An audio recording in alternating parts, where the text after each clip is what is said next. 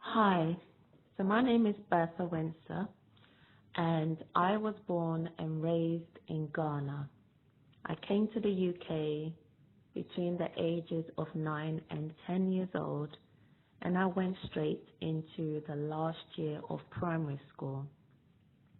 My first encounter of racism was in primary school. It was a long time ago, and so the information might be a little bit sketchy. However, I can distinctly remember having an altercation with a white girl in the playground because of the color of my skin and because of the way my hair was braided. I can remember being told that I need to go back home.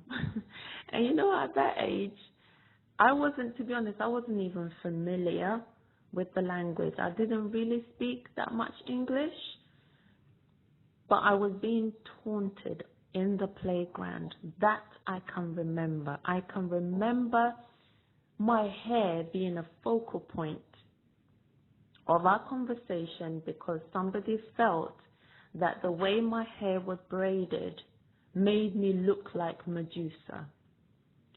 At the time, I didn't know who Medusa was. Now I know. I watched the film several times.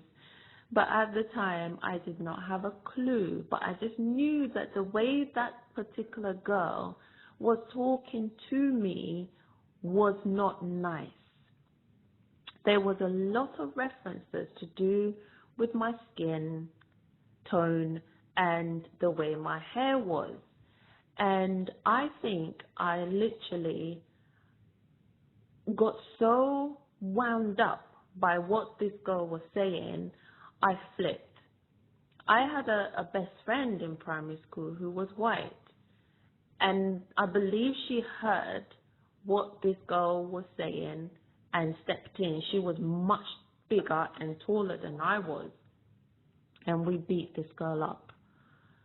Now, that was my first encounter, but again, at that age, you don't really think too deeply about what people say. You just know that they're being mean, they're being horrible.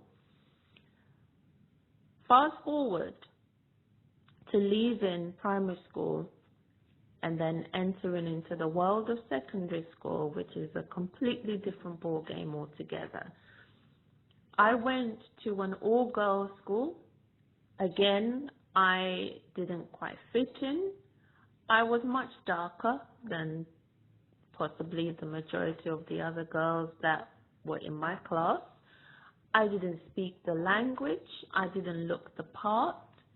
Bearing in mind that I just came fresh from Ghana, my accent was very thick.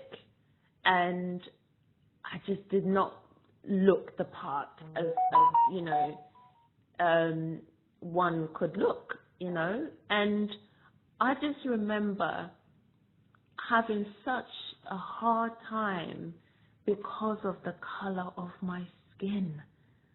I mean, I couldn't get away from people without anybody making a reference to my dark skin. I didn't understand it because growing up in Ghana, I didn't have much contact with white people anyway, and so it wasn't something that I could relate to. White people in this country didn't make me feel any less of a human being just because they were white. It's only later on that my experiences with racism made me realize that it was about superiority. And in primary school, I felt it, but I didn't know the depth of it. In secondary school, it kind of escalated to another level because even my brothers and sisters whom I encountered either on the street or in school would also make references to the dark skin that I had. And I got really confused by why people were so obsessed with the color of my skin. Now, what did that mean for me? It meant that at times I would be excluded, possibly from certain friendships. Whether I personally wanted to be in that group or not sure. But it did exclude me because as far as they were concerned, I didn't fit the part. What's sad is that it's bad enough if a white person looks at you and feel that they are better than you because of your skin. What's even worse is when your own people discriminate against you because of your skin tone.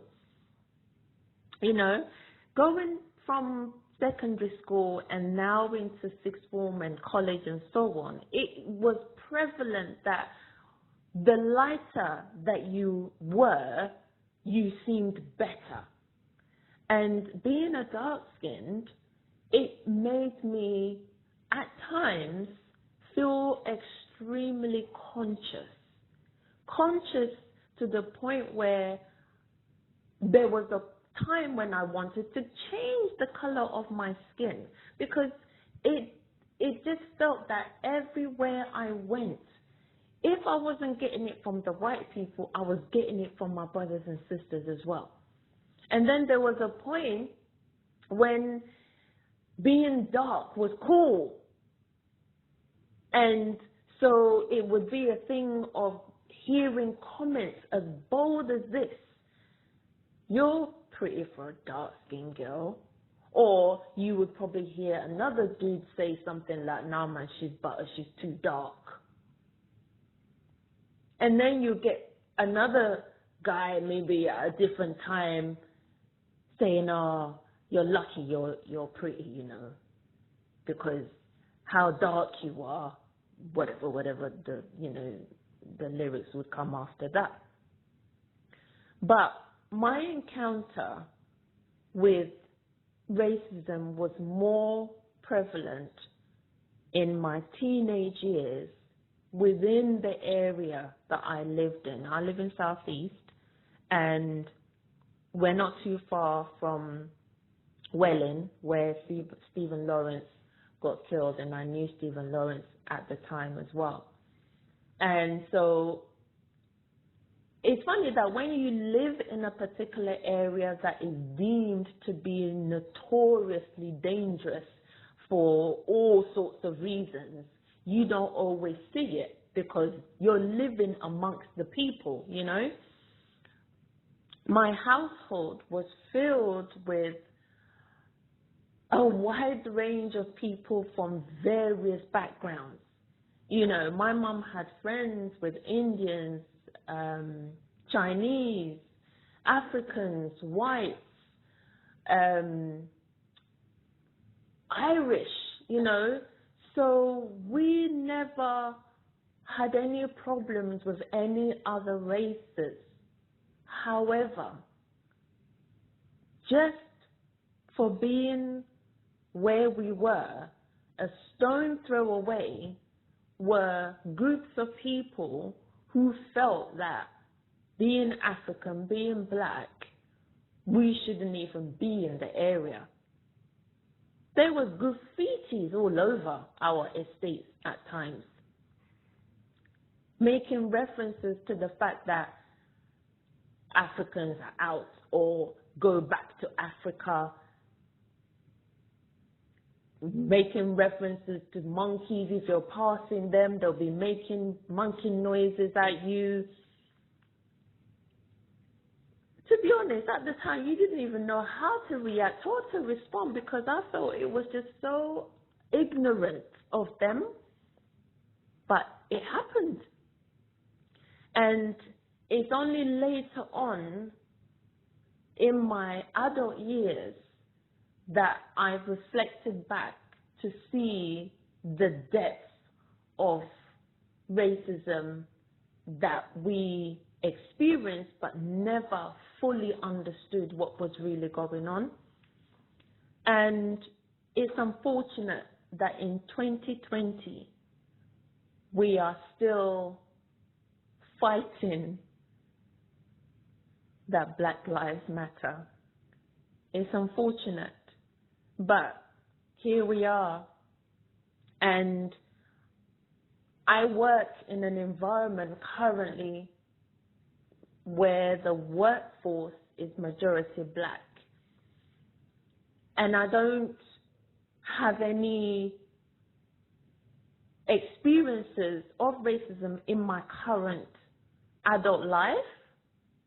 I just know that it was more prevalent as an experience, a tangible experience of my own that I can talk about and make reference to.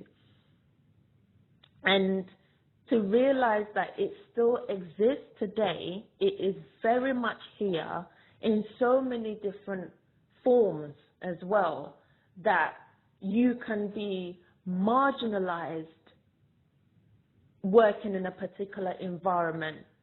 You can be demoted working in a particular field of work.